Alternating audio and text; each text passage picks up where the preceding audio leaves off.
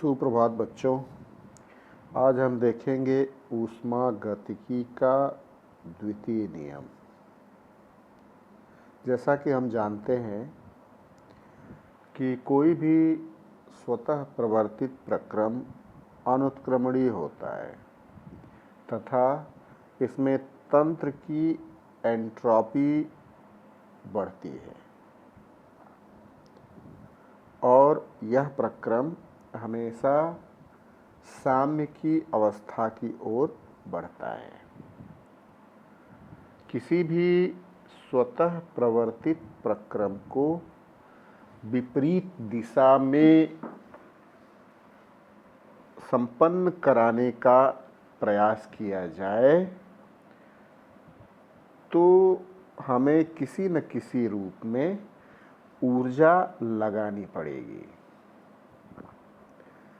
ऊष्मागतिकी का जो द्वितीय नियम है वो इन्हीं पर आधारित है। इसे सभी स्वतः प्रवर्तित प्रक्रम ऊष्मागतिकी रूप में अनुत्क्रमणीय होते हैं। जैसे जल में स्याही की एक बूंद डाल दी जाए तो वह स्वतः फैलता है, लेकिन अगर हम चाहें कि जल में फैली पूरी स्याही है उसको पुनः एक बूंद के रूप में एकत्रित कर दें तो यह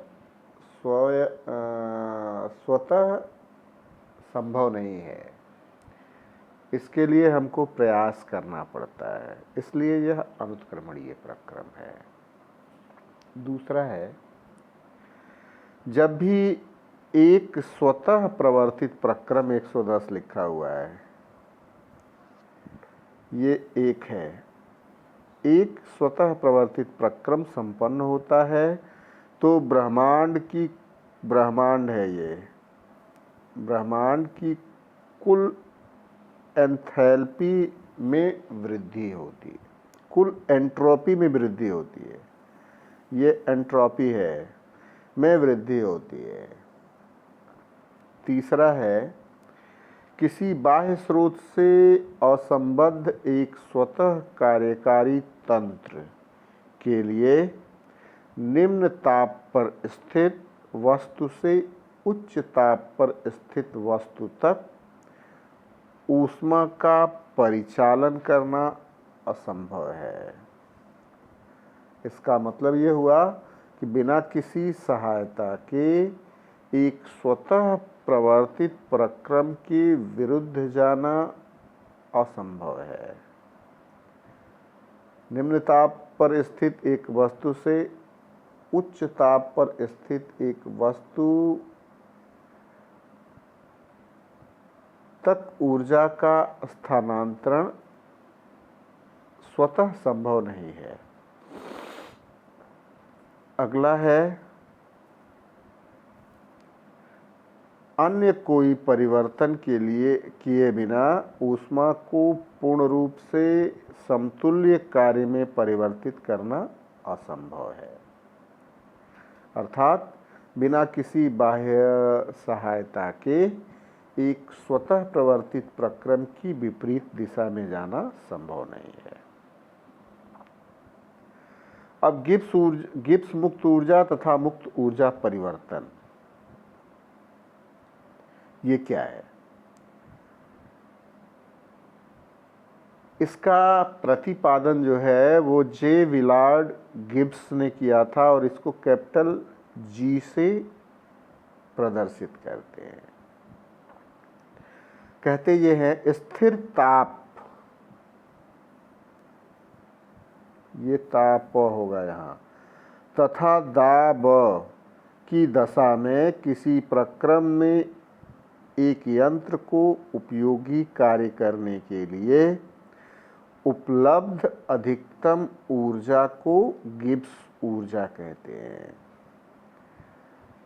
G = H-TS, जहाँ पर G तंत्र की एंथैल्पी है, S एंट्रोपी है तथा T केल्विन में तंत्र के ताप को निरूपित करते हैं।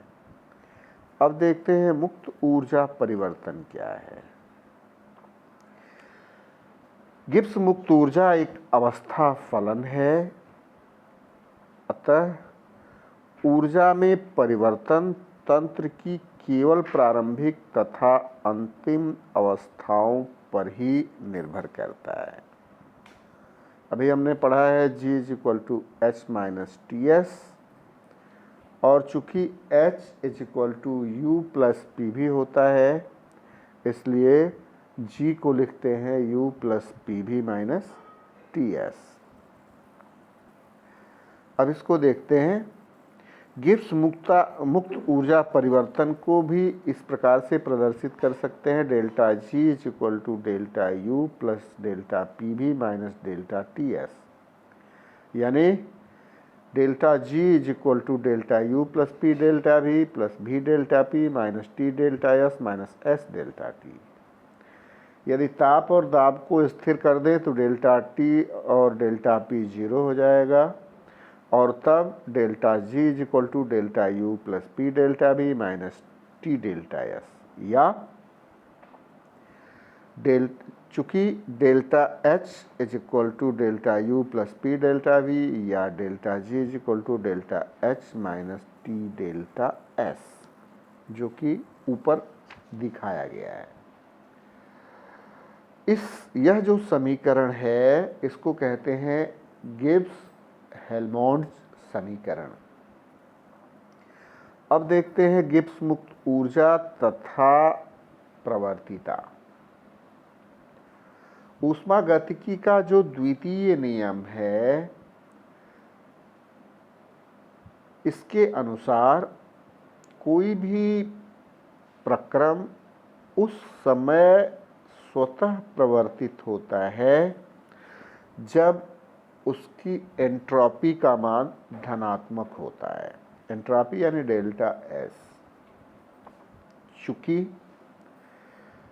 परिवेश के लिए एंट्रोपी परिवर्तन को निर्धारित करना हमेशा संभव नहीं है, अतः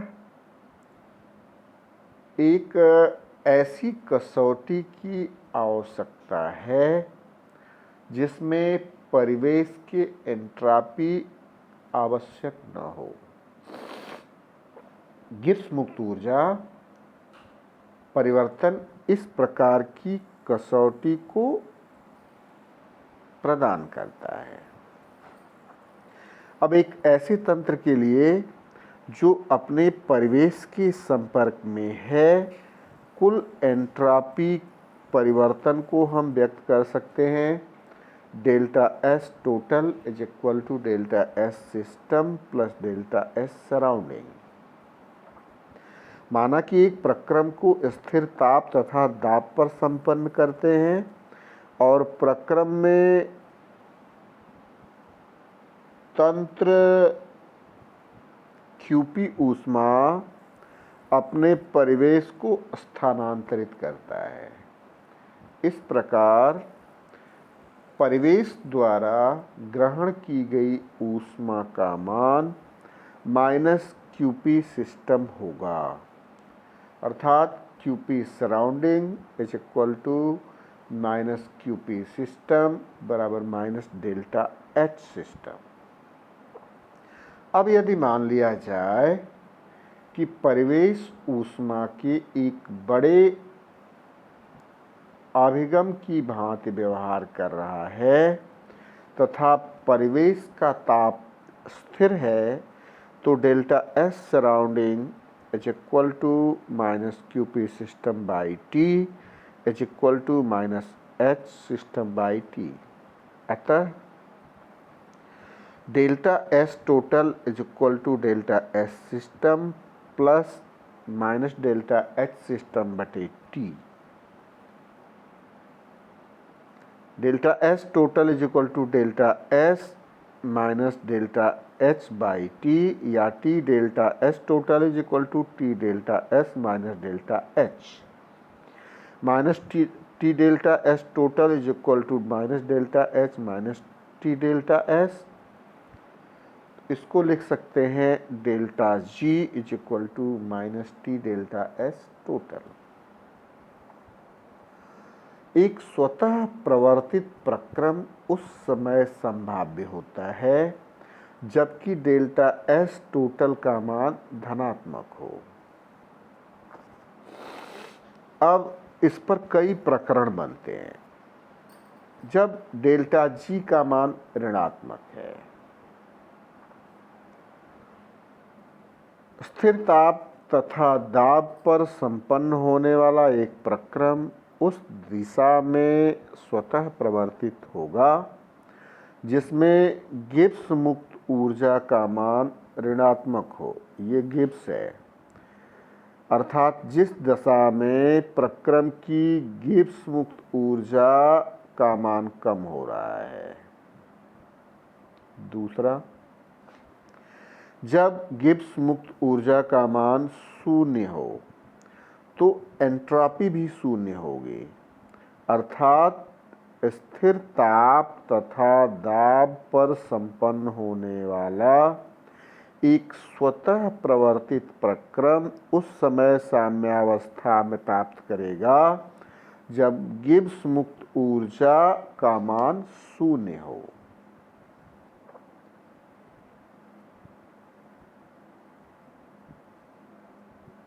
अर्थात तंत्र की मुक्त ऊर्जा में कोई परिवर्तन नहीं हो रहा हो। अब जब डेल्टा जी का मान धनात्मक हो, स्थिर ताप तथा दाब की परिस्थिति पर संपन्न होने वाला एक प्रक्रम, ये ताप है, स्थिर ताप उस दिशा में स्वतः प्रवर्तित नहीं होगा जिस दिशा में तंत्र की मुक्त ऊर्जा में वृद्धि हो रही है। इस प्रकार यह प्रक्रम उत्क्रम दिशा में, ये उत्क्रम है, दिशा में स्वतः प्रवर्तित हो सकता है। ये तीन बन रहा है। डेल्टा जी का मान नेगेटिव, प्रक्रम स्वतः प्रवर्तित, डेल्टा जी का मान शून्य, प्रक्रम साम्यावस्था में, और डेल्टा जी का मान धनात्मक, प्रक्रम स्वतः अप्रवर्तित होगा। अब किसी रासायनिक अभिक्रिया की प्रवर्तिता की प्रागुक्ति।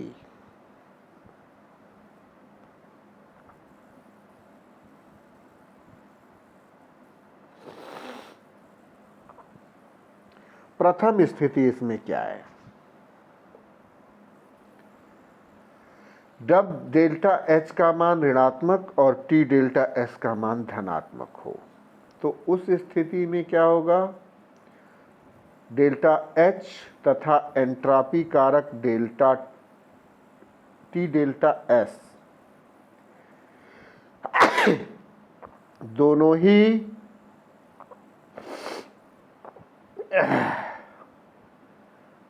गिब्स मुक्त ऊर्जा डेल्टा जी के मान को ऋणात्मक बनाते हैं।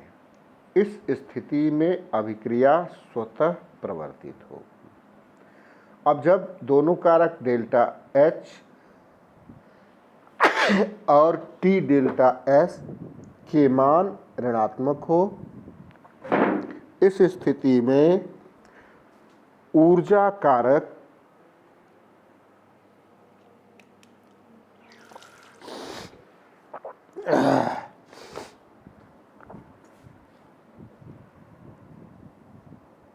अभिक्रिया संपन्न होने के लिए अनुकूल है, लेकिन एंट्रॉपी कारक अनुकूल नहीं है। डेल्टा एच का ऋणात्मक मान डेल्टा टी के मान को ऋणात्मक करेगा, जबकि टी डेल्टा एस का मान ऋणात्मक मान डेल्टा जी के मान को धनात्मक करने का प्रयास करेगा। इस स्थिति में डेल्टा जी का मान दोनों कारकों के सापेक्ष मान पर निर्भर करेगा। यदि डेल्टा एच का मान टी डेल्टा एस के मान से अधिक है तो डेल्टा जी का मान ऋणात्मक होगा अभिक्रिया अग्रगामी होगी। तीसरी स्थिति, जब डेल्टा H तथा T डेल्टा S दोनों धनात्मक हों, तो इन परिस्थितियों में अभिक्रिया केवल उस स्थिति में ही संपन्न होगी जबकि T डेल्टा S का मान डेल्टा H के मान से अधिक हो। चौथी स्थिति, यदि डेल्टा H धनात्मक तथा T डेल्टा S ऋणात्मक हो, इस स्थिति में अभिक्रिया कभी भी संपन्न नहीं हो सकती है। पांचवी स्थिति है जब T डेल्टा S का मान डेल्टा H के बराबर हो जाए, तो इस स्थिति में अभिक्रिया दोनों दिशाओं में समान रूप से संपन्न होगी, अर्थात अभिक्रिया रासायनिक साम्यावस्था को प्राप्त कर लेगी। तो ये अलग अलग अभिक्रिया की प्रवर्तिता के लिए प्रागुक्तियाँ हैं। डेल्टा H और T डेल्टा S के अलग अलग मानों के लिए। अब प्रवर्तिता पर ताप का क्या प्रभाव पड़ेगा? कम ताप पर ऊर्जा कारक डेल्टा H यानी एंथैल्पी अधिक प्रबल हो जाता है, अतः कम ताप पर ऊष्माक्षेपी अभिक्रियाओं के संपन्न होने की संभावना अधिक हो जाती है। इस कारण अधिक ताप पर ऊष्मा शोषी अभिक्रियाओं के संपन्न होने की संभावना बढ़ती है। अब मानक मुक्त ऊर्जा क्या है? मानक मुक्त ऊर्जा निर्दिष्ट ताप पर किसी ऐसे प्रकरण जिनमें मानक अवस्थाओं अर्थात 0 डिग्री सेंटीग्रेड ताप और 1 वायुमंडलीय दाब में स्थित अभिकारक मानक अवस्थाओं में स्थित उत्पादों में परिवर्तित होते हैं के मुक्त ऊर्जा परिवर्तन को मानक मुक्त ऊर्जा परिवर्तन कहा जाता है। Delta G0 is equal to sigma delta FG0 उत्पाद माइनस सिग्मा डेल्टा FG0 अभिकारक।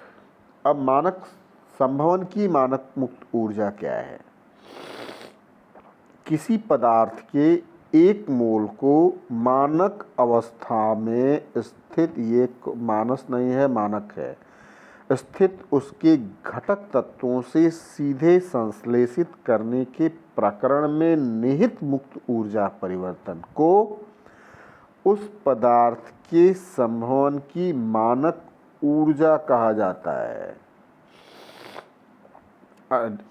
यहाँ पे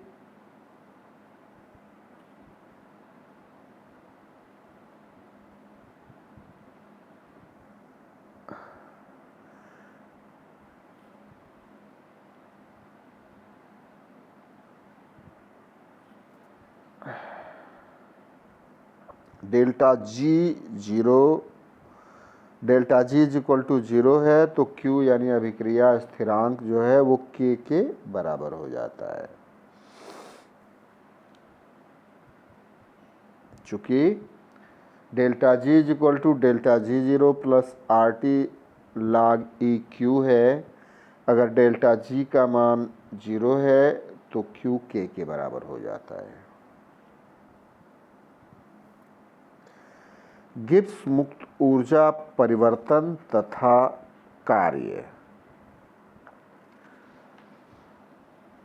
किसी प्रक्रम से प्राप्त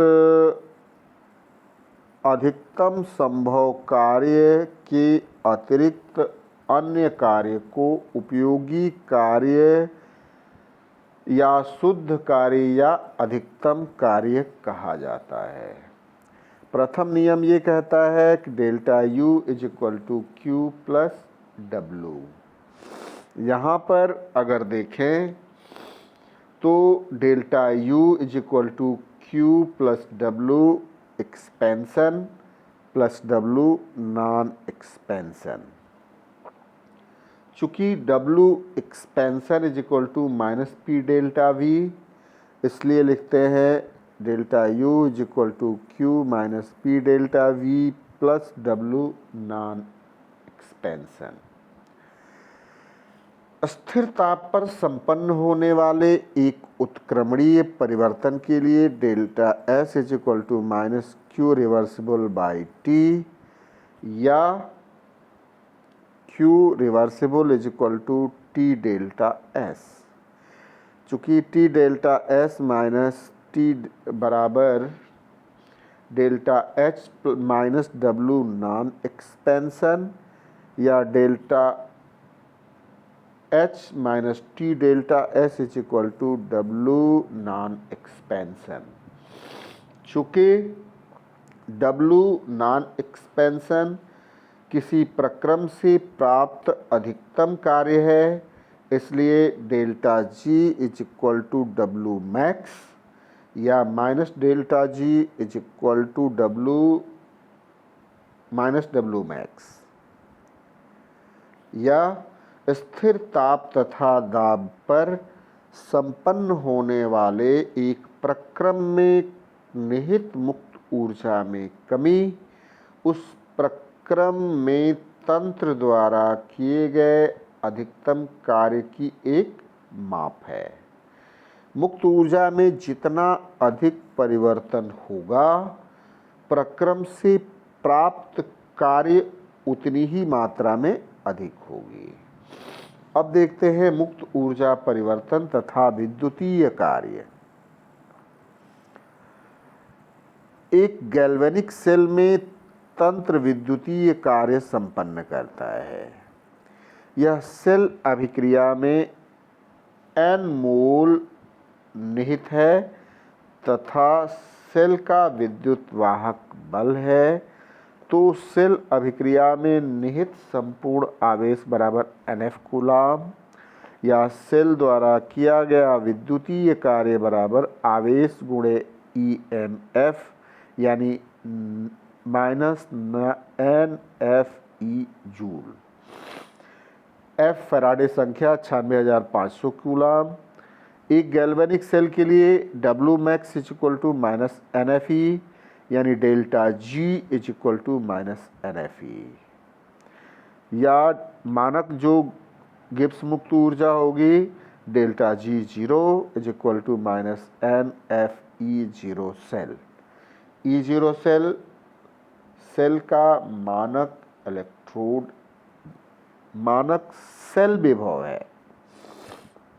तो यह है गिब्स मुक्त ऊर्जा परिवर्तन तथा विद्युतीय कार्य।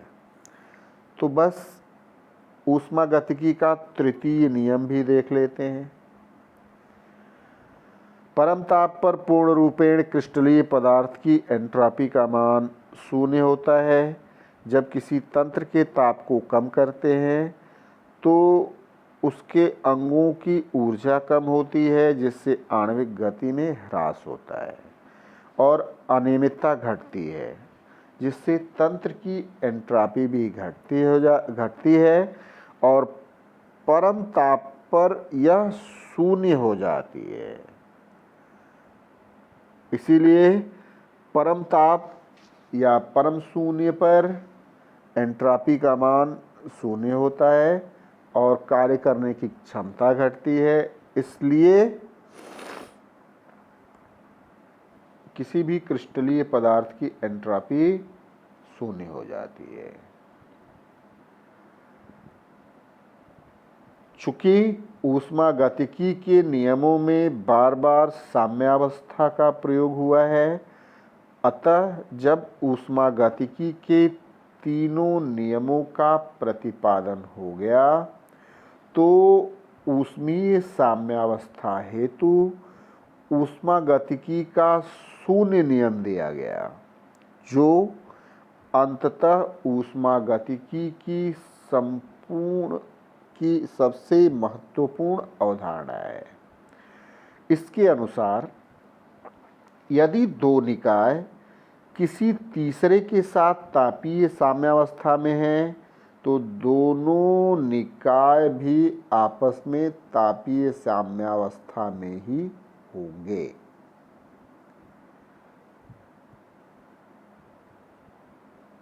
इसके आधार पर ताप को ऊष्मा की तीव्रता माना गया, अर्थात ताप गर्मी या ठंडेपन की माप है तथा ऊष्मा सदैव उच्च ताप से निम्न ताप की ओर प्रवाहित होती है।